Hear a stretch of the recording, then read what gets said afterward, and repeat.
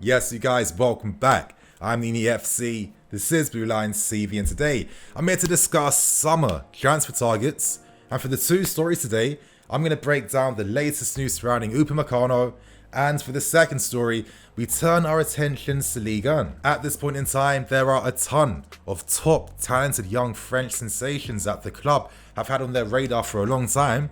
And considering the TV sponsor deal collapsing in Ligue 1, now's never been a perfect time to sign some of these talented players for very, very affordable fees. So you guys, I hope you enjoy the stories today. If you like the videos, if you like the content, if you like the work rate, then smash that like button, you guys. And without wasting any more time, let's break down the first story today involving UPAMECANO and the pressure Bayern Munich are feeling to sign him up. Now, over the past few days, Bayern Munich's chairman and Karl-Heinz Rummenigge has come out to publicly state his admiration for Leipzig's UPAMECANO. Now, you guys, I'm sure you've been banging out FM over the years. If you guys don't know what FM means, I'm speaking about Football Manager. Now, we've all used those same tactics that Karl Rummenigge is currently using to try to entice UPAMECANO.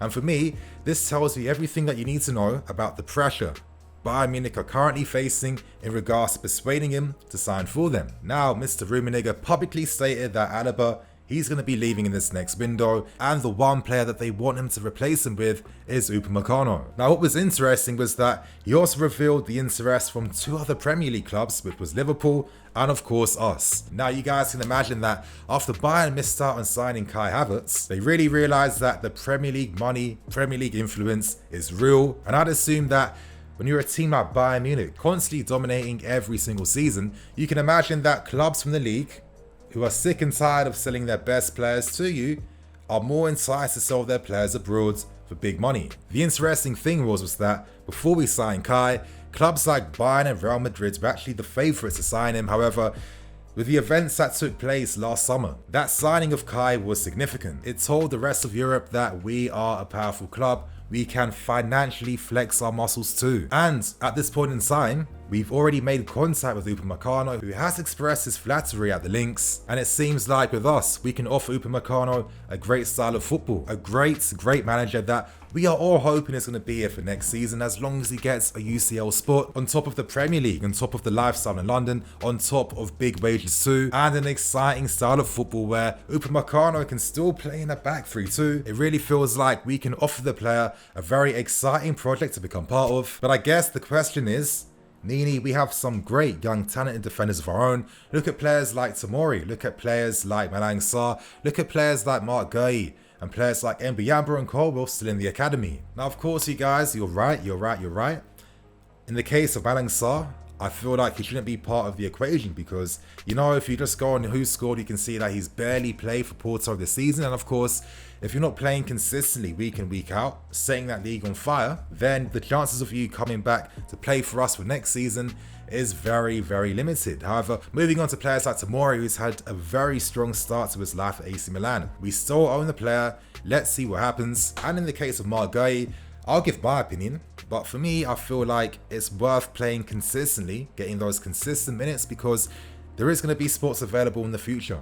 Coming back next season does not have to be the priority. It's about continuing to grow, to improve, get consistent minutes, because at the end of the day, when it comes to you having an opportunity to come back and become part of the squad, the experience over the years, that's going to play a massive part in deciding your future with us. So for me, you guys, I feel like we are potentially creating a future-proof defense. I'm looking at your UPAMECANOs, I'm looking at your Mark Gueyes, I'm looking at your Tomoris, and guys like Colwell and Mbuyamba, who, you know, we haven't even seen Mbuyamba yet, but this guy is an extremely talented defender. Let's see what happens, you guys. So in the comments below, leave your thoughts and opinions on Dayot. Do you feel like he's worth the investment, or do you feel like, considering that him and Gueye aren't too dissimilar age-wise, we should invest with our own player and reinvest that UPAMECANO money in a different area for the team? Now, you guys, we take things forward to the club's interest in Ligue 1. What's happening in that league is absolutely mad, absolutely unreal.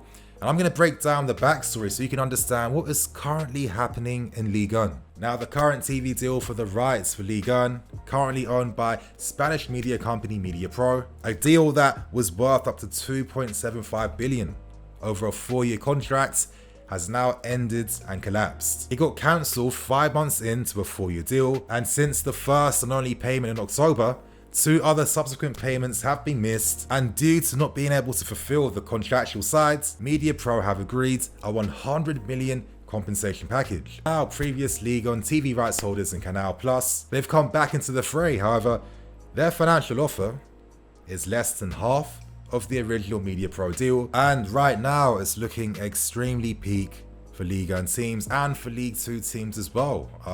Of course, with COVID's coming into place, meaning that clubs can't earn revenue from match-going fans, from ticket sales, from hospitality tickets, as well as the financial collapse of their TV deal. Ligue 1 clubs and League 2 clubs unfortunately are going to suffer unless someone or something comes to save the day in time before the summer window. It seemed like too many owners at these clubs got a bit too gassed from the financial proposal made by MediaPro, who was reported by many sources and many people involved in the deal that it seemed like this was not feasible. There's even talks that the Ligue 1 season cancelled prematurely during the start of the coronavirus because maybe they were hoping to encourage people to buy the TV package from MediaPro, which was not able to happen. So right now it seems like Ligue 1 clubs, if they want to survive, could be forced to sell some top prize assets. And you can imagine that Ligue 1 is going to be a popular league for many of the big clubs that have not been affected too much by COVID. In a sense, it's a buyer's market for them,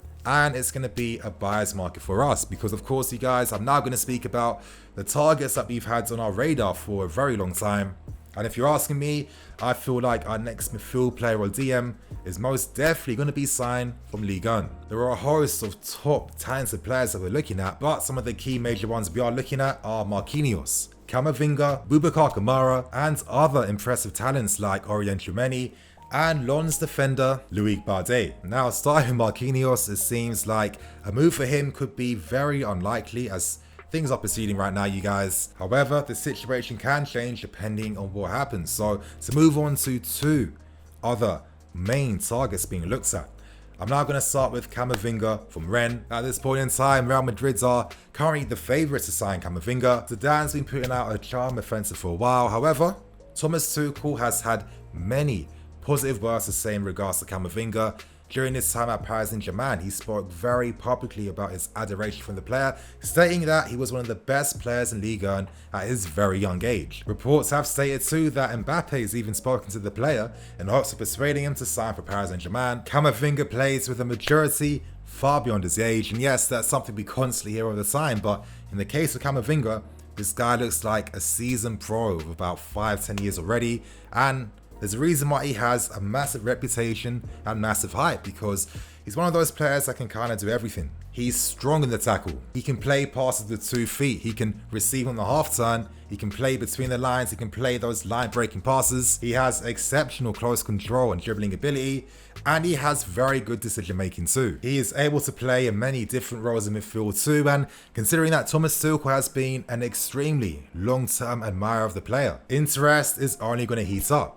Now, what makes CAMAVINGA so exciting right now is that his contract does expire in 2022, and considering that from last summer reports are coming out stating that Rennes wanted about 64 million euros to sell him amid strong interest from Real Madrid and Manchester United. Well, it seems like due to his contract coming close to an end and due to the financial situation happening in Ligue 1, there's a massive possibility that we could sign CAMAVINGA for a very competitive price. You guys in the comment section below, give us your thoughts on CAMAVINGA. How do you feel about this signing? Would you like to see him at the club? And for another serious candidate that's had long-term interest too, I'm speaking about Boubacar Kamara. Now, from what I've been hearing, Thomas Tuchel is a big admirer too of the player and would be very interested if he was an option to sign in the summer. Now, what's very interesting is that when Tuchel signed for us, Pini Zahavi was acting as an advisor in the deal to, finalize the negotiations, and Boubacar Kamara is also represented by Pini Zahavi too, and we know that Pini Zahavi has had very long-term connections with this club. He's been involved in some major deals, has good relations, and it feels like one of them deals where things would be seamless and things would be very easy to get a deal done. Now, what's interesting is that back in the summer, we made inquiries to Marseille in regards to the availability of Kamara.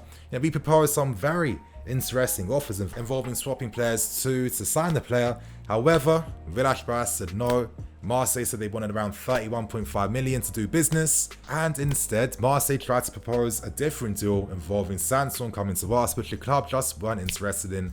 Of course, he's now signed for Aston Villa, so it's going to be interesting to see how he does here. However, under Villas-Boas, who has a very good reputation for being able to improve players, take them to the next level, Kamara has become a star player for their team. He's been playing more on the base of midfield as a CDM, and with a player like him, he can also play in defense as well. Boubacar has a strong understanding of the defensive game. He knows how to use his body. He's not giving away fouls left, right and centre. He has a strong tactical understanding too, plays accurate long balls from deep, regularly looking to find the fullbacks out wide, which is a key criteria that Tuchel would want from a midfield player in his team. Of course, he is still young. He's not the most perfect player just yet, but coming to a club like us, playing for a manager like Tuchel who knows how to improve players and take them to that next level. Those sport weaknesses in his game, like, you know, maybe when the game's more expansive, he's not finding the best positions to stay in, and sometimes he can be beaten for pace a bit too, but with a great manager, they can fine-tune those types of aspects in his game. As I said, considering that Marseille wanted 31.5 million,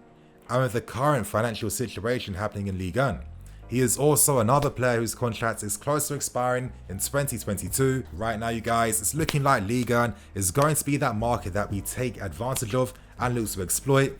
So many top talents being looked at. I was sent a very interesting scouting report detailing the different players in different positions. Great young French talents that have massive reps ahead of them. This summer is going to be a massive window. And you guys, on that note, I'm going to wrap things up, keep things moving. I'm Uni FC, this is Blue Lines TV. Don't forget to check out the massive Chelsea vs Spurs match preview coming out in a few hours, you guys. I'll see you guys then.